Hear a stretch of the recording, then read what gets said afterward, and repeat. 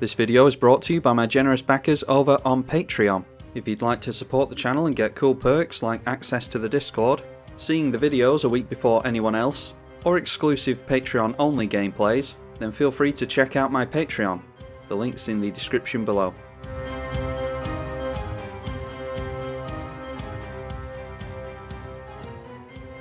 Haktos the Unscarred versus Krenko Mob Boss. We've got 3 of our 4 mana that we need, and we're on the draw, so yeah, I don't see why we wouldn't keep that. Might even be worth going up to Lavisa first to give our commander haste. And there's that 4th land we need, so let's go in for a tap land with the Windswept Heath. Every point of damage might matter against this goblin player. Then it is a Mogg War Marshal. And they can get their commander out next turn now. This throws out a token when it dies, doesn't it? Yes, so they'll have 1, 2, 3 and 4. Thanks to this thing being able to add mana.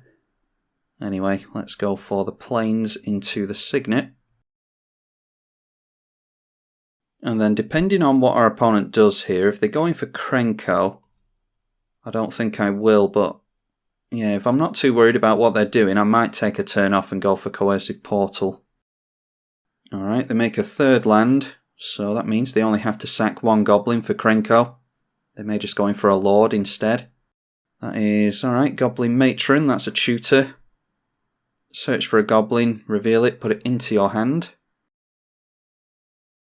And it is a Goblin Instigator, could be way worse than that, so our opponent is using their goblins to ramp with the Skirk Prospector. And then they come in for 2 points of damage. We'll see if they decide to play another goblin. They do not. Let's grab the Sunbaked Canyon. And I think we can go for Coercive Portal here. Or do we just want to start trying to outrace our opponent?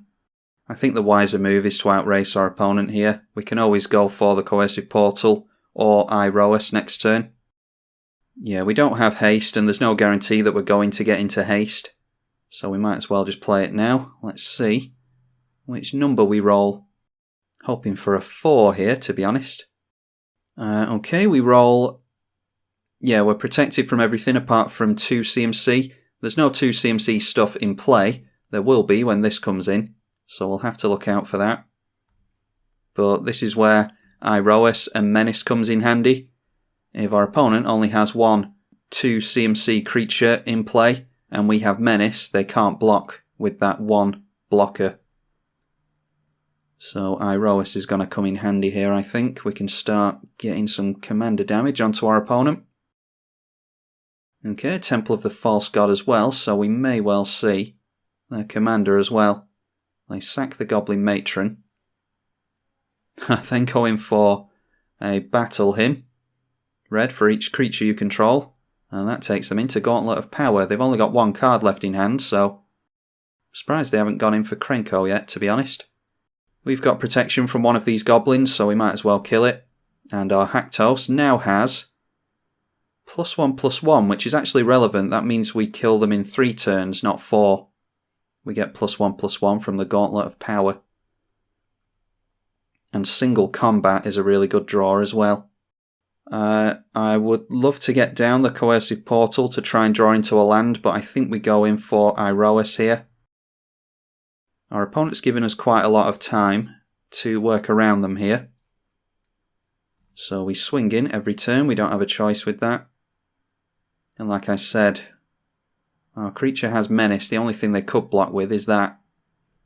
But they can't block with it thanks to the Menace. They need 2 creatures if they want to block. So they're going to need another 2 CMC Goblin. And they're not managing to get into anything other than their lands, apparently. Although they've got a Coercive Portal of their own, and in comes Krenko. So now we need to start worrying. Luckily for us, we haven't seen any haste yet. Fingers crossed for a land, because we really need to go for that single combat. Alright, and there we go. We get into a mountain, and let's just read this, make sure I'm doing it right. Each player chooses a creature or planeswalker they control and sacks the rest. And players can't cast creature or planeswalker spells until the end of my next turn. Well, that's alright. Let's definitely go in for that. This will drastically decrease the potency of their Krenko. Oh, did we have enough mana for that anyway? Oh, of course, we've got double mana from the... Oh, in that case, that changes things. We've got double mana from the Gauntlet of Power. So we've got 6 mana, which is Rage Reflection, which is Double Strike, which is the win this turn. Yeah, the Gauntlet of Power affects the basic land types of everything in play. And yeah, our opponent scoops there. We were just going to get into Double Strike damage, which takes them up to 21 points of commander damage. Being helped out by our opponent's very own Gauntlet of Power. Wouldn't have thought they'd really need this in a Goblin deck, but they were getting into a lot of lands there, so maybe they run more expensive Goblins in their variant. That was a fairly quick one, and yeah, didn't really get into any of the Lords or anything like that. So I think we should play another one. Alright, this time going up against Jenara, Asura of War, and we have another bad hand, so let's mulligan that. Okay, that's better. We've actually got some stuff to do there. Let's get rid of... That's turn 1, 2, 3. We could go for Mana Crypt here, or Arcane Signet would be a better idea. Yeah, let's just get rid of the Hammer of Perforos. I quite like the buff from the Bloodsworn Steward, because that means that it is 8 power, and that means that we can deal with our opponent in 3 turns, and not 4, assuming that we can get our creature through. They just play a bunch of dorks, we'll certainly be able to. That might mean a turn 2 commander though. So we'll go in for the Enlightened Tutor. On to Arcane Signet, just to guarantee that we'll have the 4 colours we need. Or at least help the chance along. And there it is, that is likely a Jenara on turn 2. Yep, so we'll just go for the tutor now, and then we can get on with our turn. Play out the Arcane Signet, and we've still got our fingers crossed for a land now. We can go for Herald of Dromoka, ready for our commander to come in. That will have Vigilance, so it'll make a good blocker. Not against this thing, though. That does have flying, so it'll fly straight over our commander. And then going for a Chrome Mox. That one is exile a non-artifact non-land. They have gotten rid of Isperia, so they're going for a fast win apparently. Now, even if we do have Lightning Bolt in the deck, our opponent can buff it in response anyway. And that is 4 points of commander damage going on to us. They decided against putting another counter on there. Okay, let's go for the Tormenting Voice. And we'll get rid of the Austere command in the hope that we get into a land. It'll at least put us closer to one. Alright, there's a Marsh Flats. So we can still go for Herald of Dromoka. We'll get a Plateau. And then we need to decide if we want to go for the Bloodsworn Steward or just straight in for our commander. I don't know if it matters which way round we do it. Okay, and at the end of the turn going for another counter onto Jenara. And now we're going up to 9 points of commander damage. It's really a race against time now. And there's a Bastion Protector, yet another buff. So I think we go in for Haktos. Then if we get into a land next turn, we can go Bastion Protector, hold up Boros Charm. So let's try that. And like I said in the previous game, really not bothered about my opponent's life total. We're going for commander damage. So I'm not going to swing in with the Herald of Dromoka. And probably going for some more plus counters here. Although they've tapped 5 mana, so maybe not. Okay, going for Pull from Tomorrow. Draw 3 cards and then discard a card. And they discarded a Pride of the Clouds. And what did we roll, by the way? We've got protection from everything apart from CMC of 2. So hoping for no small creatures at this point. Although we do have the Iroas again. And now it is a Gilded Lotus, so they've accelerated their mana nicely there. And they can put one more plus counter on Jenara. We'll be at 14 here. We actually need removal for that commander. 15 if they put a plus on. Yeah, so we actually need to draw into removal here. Hushbringer does not help us. So, yeah, instead we're just going to have to go for Bloodsworn Steward and block that thing. Yeah, we'll just have to go for that. And keep our fingers crossed. Go in with both creatures, might as well get a little bit of damage on there when there's no risk of this thing dying. Okay, now it's an Avacyn, Angel of Hope. And we are forced to block here. Because we'd go down to commander damage if we didn't. Okay, Mana Confluence I don't think helps us. We need Double Strike. And even if we had Double Strike, that wouldn't help us. So let's just grab the Bastion Protector.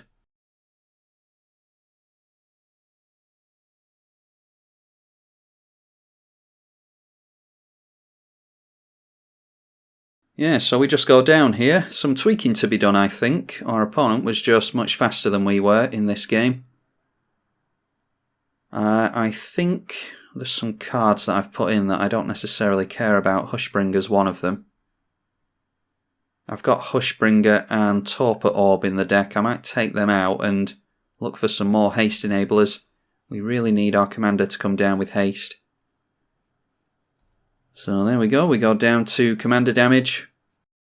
And it's good game to our opponent. That was another fast one. I'm going to do some tweaks and then play another game, I think, and I'll try and remember the tweaks that I make and we'll go over them in the next game.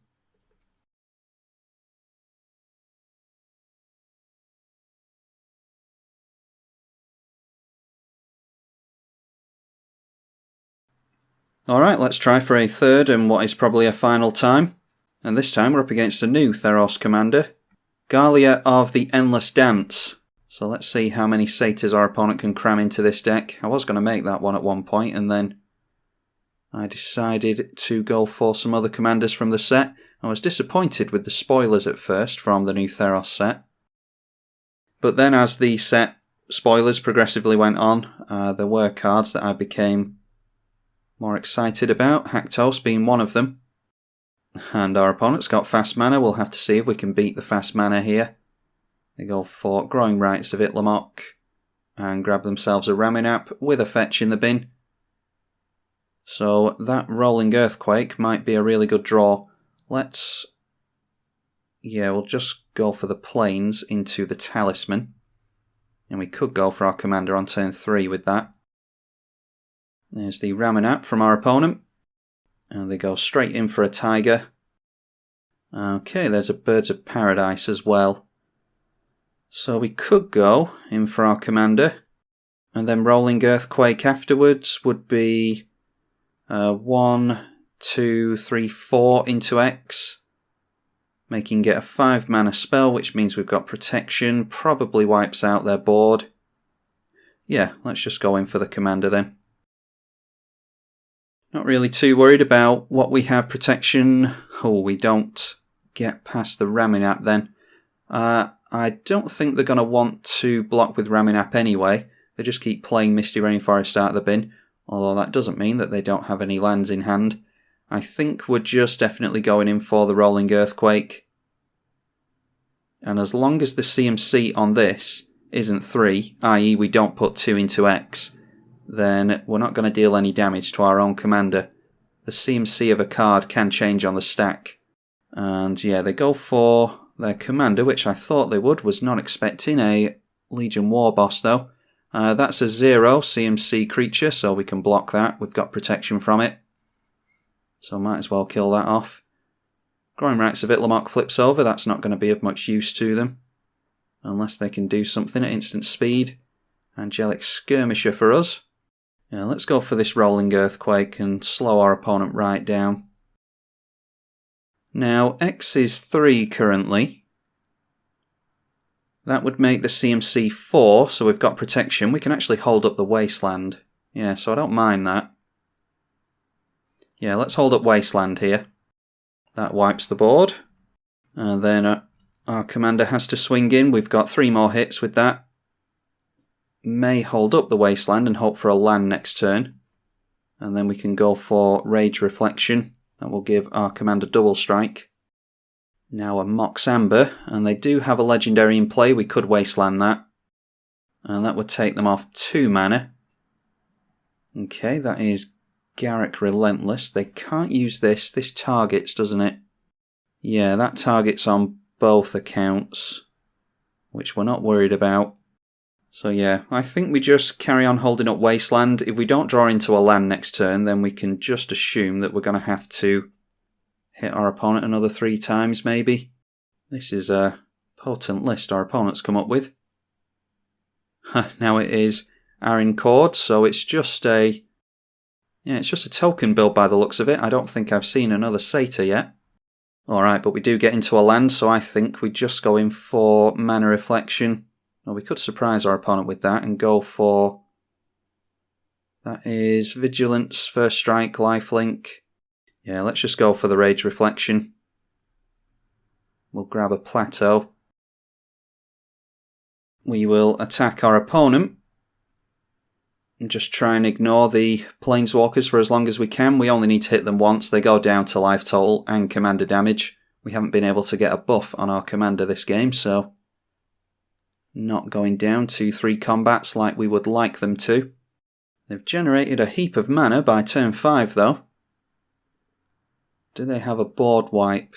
Not likely that they'll have a board wipe in Gruul that isn't damage-based. Alright, but we will see a trigger from Gallia. That is, whenever it attacks, or whenever you attack with 3 or more creatures, you may discard a card at random and draw 2. They luckily discarded a Mossfire Valley. Did they draw into something that will help them, is the question.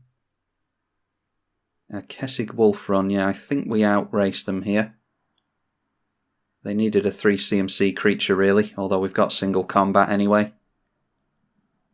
Okay, Reclamation Sage going on the double strike does not matter one bit. It's obviously a very good deck our opponent's made, though. Yeah, with single combat, they'd actually be able to keep the 3 CMC creature. Yeah, so we don't care about the double strike from the Reflection, but we do care about the fact that our opponent has a 3 CMC creature, and they can keep that with single combat as well. Luckily for us, we can give our opponent flying here. Oh no, we can't. That is First Strike, Vigilance and Lifelink. I thought this gave some kind of evasion. Okay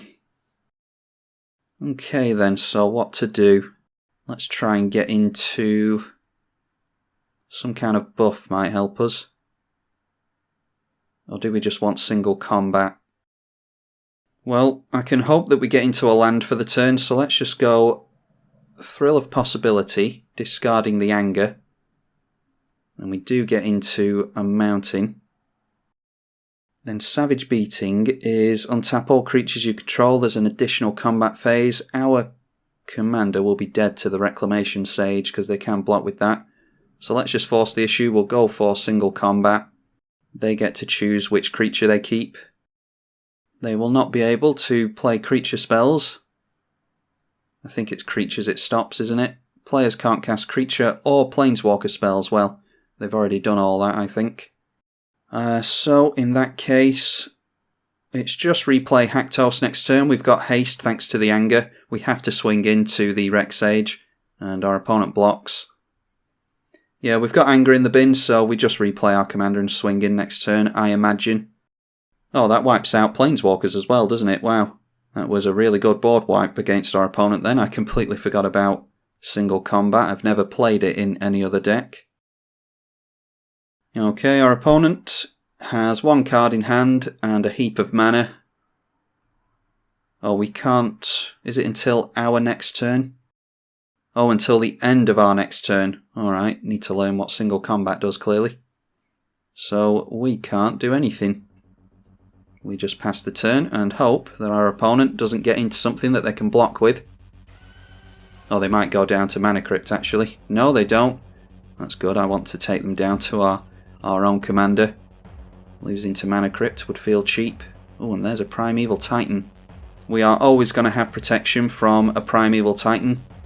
It's 2, 3 and 4 CMC creatures we're worried about with this thing.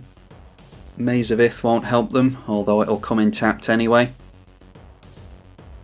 And there is a Mosswort Bridge and a Kalni Garden. They can't block with the plant either. I think I might have concentrated on getting out the Gallia there, because it might be that they can use this to block, but let's see what we roll into.